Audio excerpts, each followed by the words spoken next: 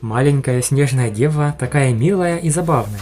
Она зовет Хуихао папой и не прочь поиграть с ним, ведь она родилась в результате слияния общих сил в его духовном море. Снежная дева, хотя и является частично энергетическим существом, вполне может выйти из духовного моря Хуихао в реальный мир. В первый раз, когда она вышла наружу и видела Нютяня и Тайтаня, то была немного враждебна. В тот же миг она вызвала сильную метель в комнате.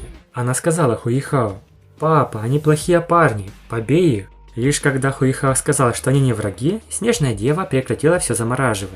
Тайтань, который изначально крайне настороженно относился к Хуихао, теперь вел себя по-отечески. Он подошел к Хуихао и посмотрел на Снежную Деву, прежде чем громко рассмеяться. Хуихао взял малышку на руки. Она была явно очень привязана к нему. Как сказал Электролюкс, новорожденная Снежная Императрица будет тесно связана с Хуихао. Все потому, что большое количество его ментальной силы и крови слилось с ее телом. Как мы уже говорили в предыдущем видео, Снежная Дева слилась с телом Хуихао и дала сразу 4 неимоверных духовных кольца, оранжево-золотого цвета. Они были надеты на второй дух, Ледяную Императрицу. В итоге теперь у Хуихао 5 колец на втором духе. Первое от Ледяной Императрицы Скорпионов, а второе, третье, четвертое и пятое кольцо все от Снежной Девы, и они оранжевого цвета. А перед тем, как продолжить, советую отличный сайт для просмотра ваших любимых аниме – Konoha TV. Переходи и смотри новинки в хорошем качестве, ссылочка в описании.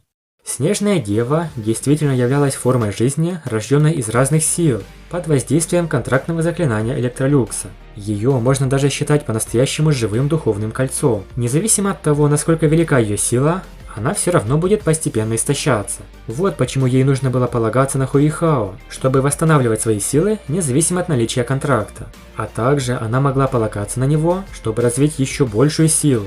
Это неоспоримое преимущество духовной души, в отличие от обычного кольца или разумного кольца. Насколько силен стал Хуихао после появления 4 новых колец и слияния со Снежной Девой.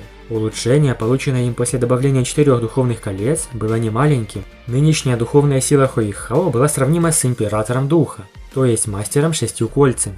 На самом деле, вначале Хуихао чувствовал, что не может контролировать свои 4 новых духовных кольца, но сила, которую каждая из них давала ему, была эквивалентна 30-тысячелетнему духовному кольцу.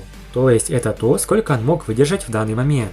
У Снежной Девы, очевидно, осталось еще много сил.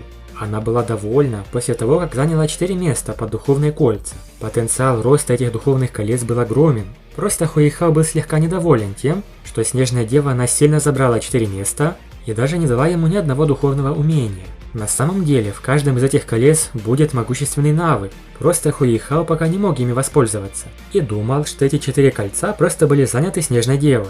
Но в реальности, они также представляют 4 ее способности. Секрет кроется в хранении ее сил в этих духовных кольцах, и в том, что она может использовать их для восстановления своей силы.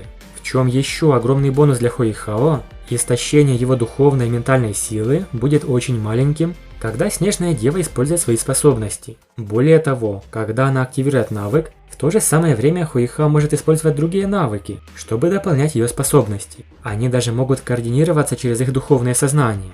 По сути, у Хуихао появился напарник в лице Снежной Девы. Когда она рядом, Хуихао может увеличить свою боевую силу на 30%. Это действительно слишком имбовая малышка. Кто-то скажет: Хуихао, конечно, силен, но вся его сила не является лично его. Все эти души в его духовном море – это их сила. Но на самом деле они уже стали частью Хуихао. Они не могут покинуть его духовное море, иначе погибнут. Так что здесь стоит рассматривать общий путь всех этих созданий вместе с Хуихао к большей силе. Снежная Дева, как первая в мире духовная душа, может изменить отношения между духовными зверями и мастерами, а также изменить способ развития всех мастеров на континенте. По сути, это важнейшая веха в истории боевого континента. Итого, 1 красное и 4 оранжевых духовных кольца окружили тело Хуихао. Дикая и опустошающая аура Императрицы Скорпиона Ледяного Нефрита исчезла. Она была заменена элегантной и мирной аурой, которую ни один человек не посчитал бы необычной. Хуихао в плане рангов не стал намного сильнее.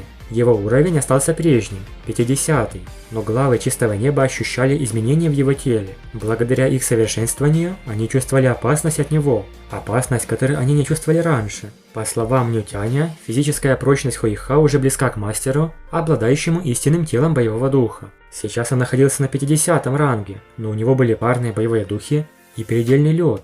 По сравнению с 70-м рангом, разница между ними была как между небом и землей, но в плане физической силы и выносливости Хуихао стал куда сильнее. Его тело вполне может вынести воздействие духовной силы мастера с 7 кольцами.